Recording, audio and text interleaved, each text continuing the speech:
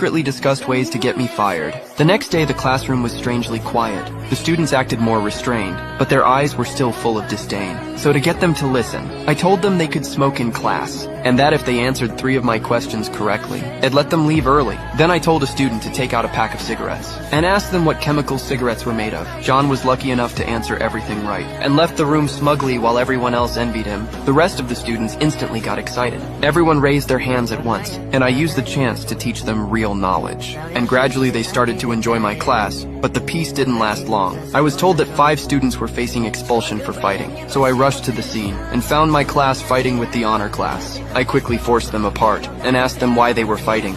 佢話我老母啊！我話你咪話你啦，軒仔，就跟你講一次，冷靜啲，停手！我唔理邊個啱，邊個唔啱，總之打交就啱。你唔好講咁多廢話啦！話我知，今日我哋2班都有人打交，點解淨係得我哋5個俾人趕出校？點解啊？